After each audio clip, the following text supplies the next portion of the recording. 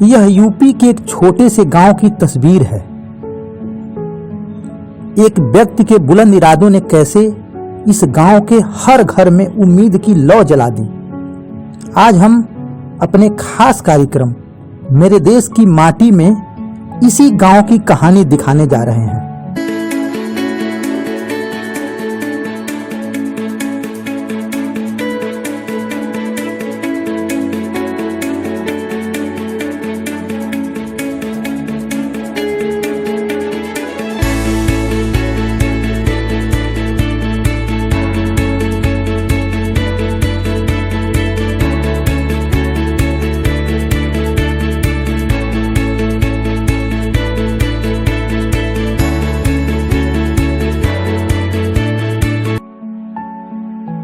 गोरखपुर शहर से 15 किलोमीटर की दूरी पर मौजूद एक छोटे से गांव बरौली के बारे में कहा जाता है कि करीब 2 दशक पहले इलाके के लोग यहां मजदूर खोजने आया करते थे, लेकिन आज इसी गांव में लोग अध्यापक की तलाश में आते हैं। दरअसल एक व्यक्ति के जुनून ने इस गांव की तस्वीर ही बदल दी। लोग साथ जुड़ते गए, कारवां बनता गया। आज हालात यह हैं कि इस छोटे से गांव में टीम इंडिया तैयार हो रही है।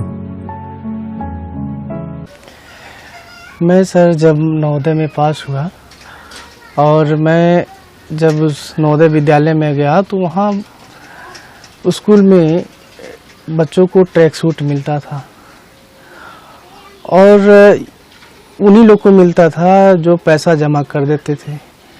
लेकिन मैं भी बहुत इच्छुक था कि ये ट्रैक सूट मिले, लेकिन पैसे के अभाव से मैं ट्रैक सूट नहीं ले पाया। तो मुझे ये कहने के सीनियरों से पता चला ये जो बच्चे नेशनल खेलते हैं और ऐसे अच्छा परफॉर्मेंस देते हैं उन बच्चों को फ्री ऑफ कास्ट मिलता है। तो मैं अपने सीनियरों को देखा जो नेशनल खेले हुए थे, उनको टी शर्ट, शूज और ट्रैक सूट मिला। तो वहीं से मेरे मन में ये विचार आया कि मैं भी ये ट्रैक सूट पहनूंगा और अपने सीनियरों को देख के फिर मैं गेम में रुचि आया, प्रैक्टिस करना शुरू किया और 1-2 साल के बाद परफॉर्मेंस मेरे बहुत अच्छे आने लगे। और एक दिन ऐसा आया कि मैं नेशनल में सेलेक्ट हुआ और वो चीज़ मेरे जो दिल में इच्छा थी कि ये ट्रैक सूट मुझे पहनना है वो मुझे मिला। बहुत खुशी हुई मुझे ये पाकर। उसके बाद जब मैं घर पे आया, भैया लोग को दिखाया, चाचा थे उनको दिखाया तो उनको भी बहुत अच्छा लगा और उन्होंने कहा कि बेटा मन से पढ़ो और मन से खेलो, कुछ अच्छा करो, कि हम लोग के पास शिक्षा के अलावा और कुछ नहीं है और शिक्षा ही आपको आगे ले जा सकता है। तो मेरे मन में भी ये लगा कि हाँ हम लोग को कुछ करना चाहिए, क्योंकि हम लोग इतने झेल चुके हैं, संसाधन हम लोग के पास इतना अभाव था, पर्याप्त संसाधन नहीं थे कि हम लोग पढ़ सके। एक 7-8 फैमिली एक रूम में रहना और खाने की दिक्कत, कपड़े की दिक्कत, काफ़ी सारी दिक्कत है। तो हम भैया हमेशा मोटिवेट किए, पढ़ाई अगर गरीबी दूर करना है तो पढ़ाई एक साधन है, आप बढ़िया से पढ़ो तभी कुछ कर पाएंगे हम। तो भैया हमेशा मोटिवेट करते रहे कि पढ़ो पढ़ो, खेलो, बढ़िया खेलो, जो भी काम करो मन से करो। तो कहीं ना कहीं हम लोग, भैया लोग भी और लोग भी, सभी लोग ऐसे साथ में करते गए। और इन नवोदय के बाद जो है मैं खेल से जुड़ा ही था, तो नवोदय के जो स्पोर्ट्स टीचर थे उन्होंने मुझे सलाह दिया कि ग्वालियर एक Lakshmibai National Institute of Physical Education है, तक वो एशिया में टॉप कॉलेज है। मैं वहाँ पर ट्रायल देने गया, दाखिला भी हुआ, 4 साल का मैं कोर्स किया। कोर्स करने के बाद जब मैं घर आया, क्योंकि मुझे भले ही मैं बता चुका हूँ फाइनेंशियल कंडीशन अच्छी नहीं थी, तो मुझे बहुत जल्द जॉब लेना ज़रूरी था। मैं मास्टर डिग्री करने के लिए सोच रहा था, लेकिन नहीं हो पा रहा था, पैसे की दिक्कत थी। तो उसी समय बीटीसी का फॉर्म भी आया था। भैया कहें कि बीटीसी आप कर लोगे तो कम से कम ये तो रहेगा, आप एक जॉब पा जाओगे, लेकिन मास्टर डिग्री आप कर लोगे तो श्योरिटी नहीं, अच्छा है लेकिन श्योरिटी नहीं है। और हम लोग का स्थिति आप देख रहे हो, हम लोग सबसे पहले प्राथमिकता हमें जॉब को देना चाहिए। तो जॉब आप कम समय में अच्छे जॉब पा जाओ। तो मैं बीटीसी करना शुरू किया। उसी बीच मैं गांव में रहना शुरू किया, और जब मैं गांव में था तो काफ़ी बच्चे इधर उधर खेलते देखते थे, टैलेंट थी।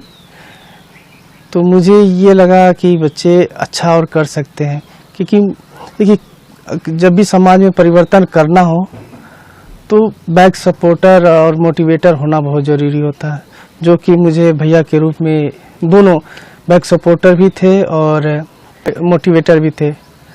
तो उन्होंने कहा कि आप जो भी ज्ञान आप लिए हो कम से कम गांव वालों को दो, ताकि बच्चे हम जिस कंडीशन से गुजरे हो दूसरे लोग ना गुजरे, और अच्छा वो भी आपके तरह और अच्छे जाए।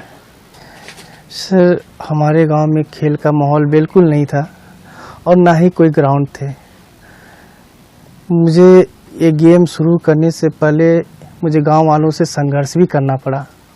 बहुत मुश्किल से एक खनियाल का जगह मिला, और वहाँ पर भी गांव वाले आपत्ति डालते रहे, कभी पुआल रख दिए, कभी लकड़ी रख दिए, काफ़ी दिक्कतें होना शुरू हुई।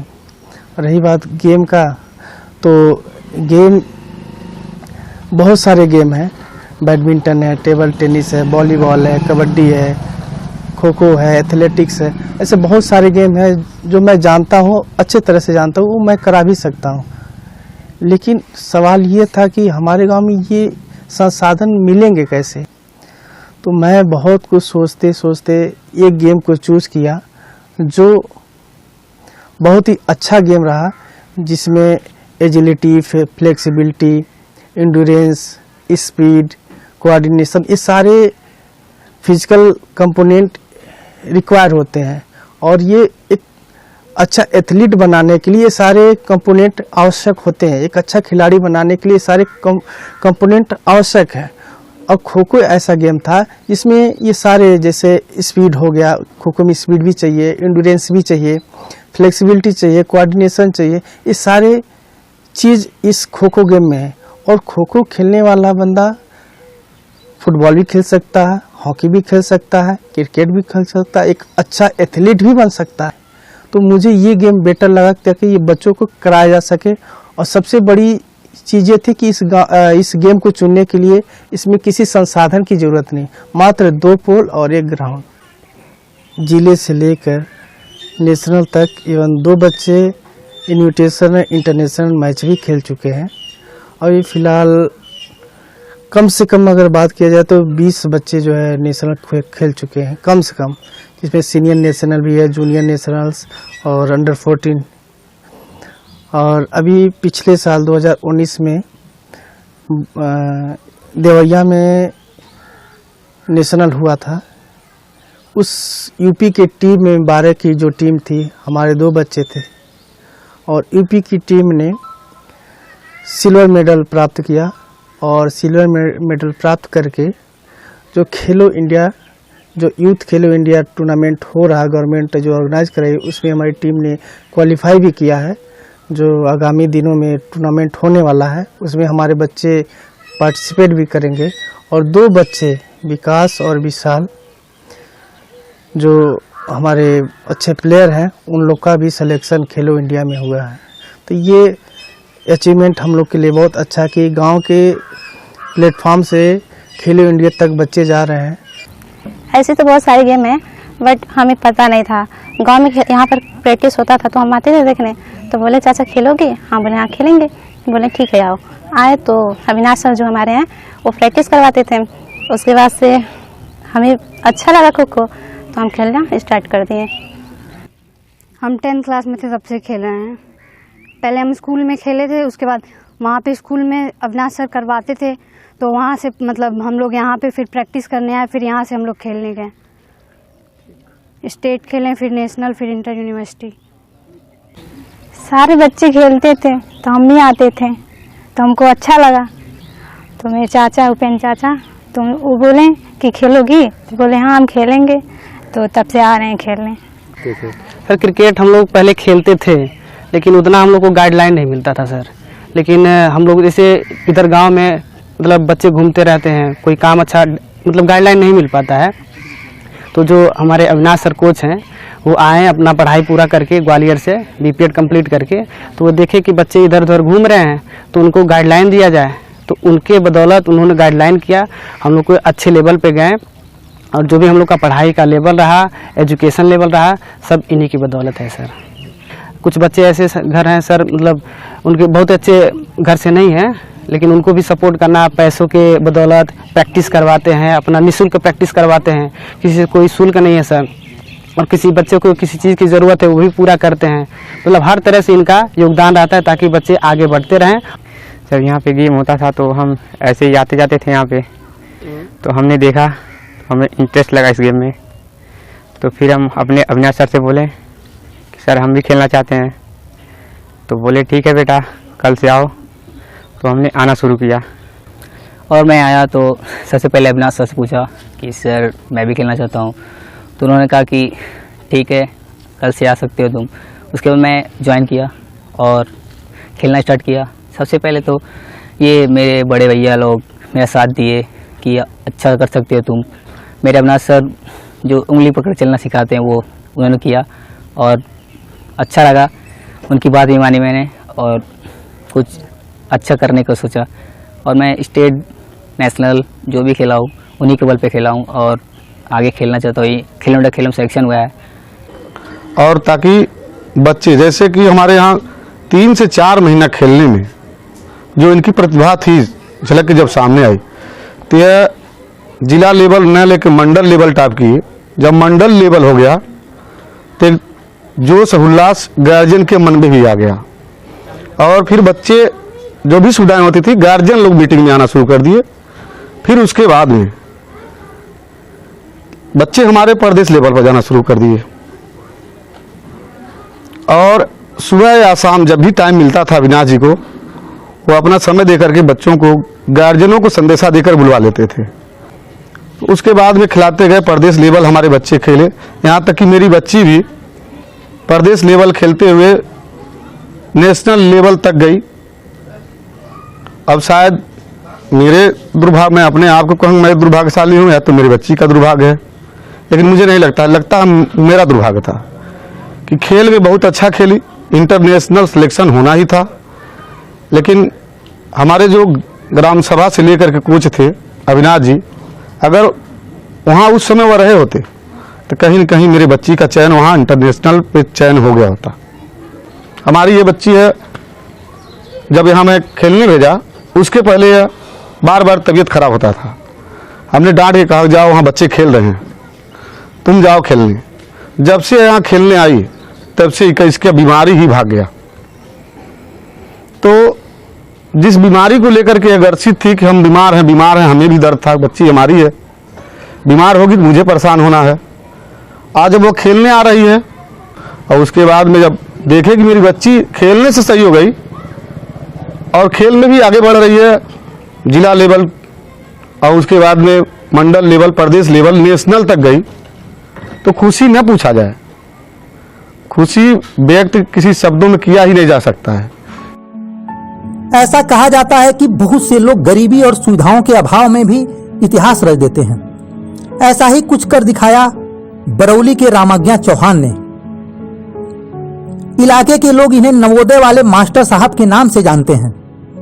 आज इनके द्वारा जलाया गया ज्ञान का दीपक कई जिंदगियों को रोशन कर रहा है।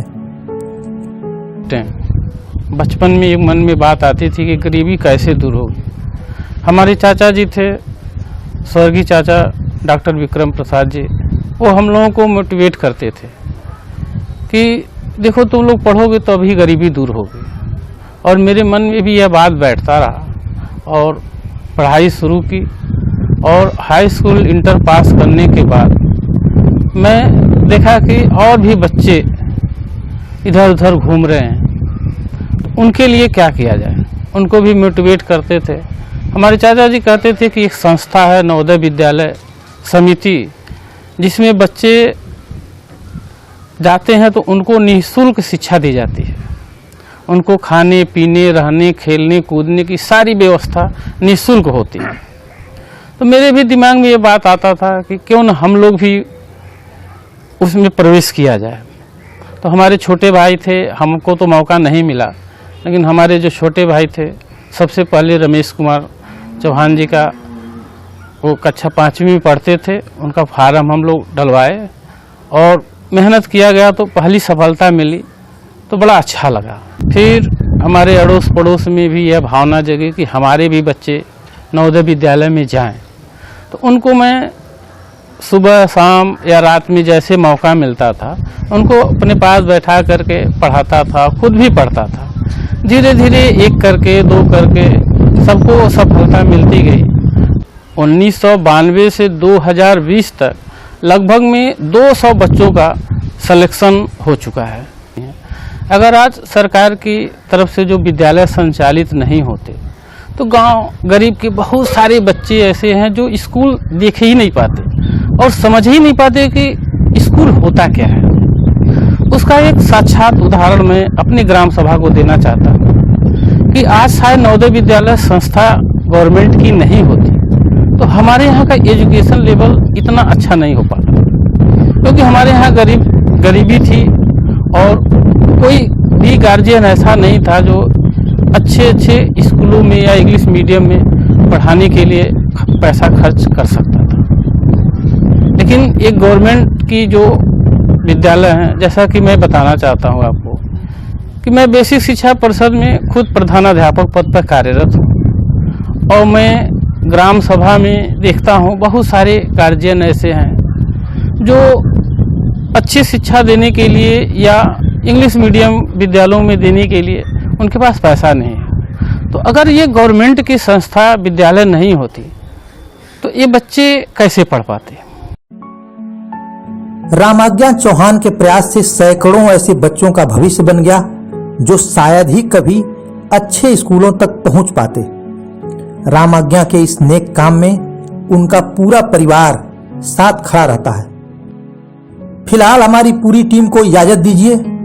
हम अपने अगले एपिसोड में एक बार फिर किसी नई कहानी के साथ आपके सामने हाजिर होंगे। नमस्कार।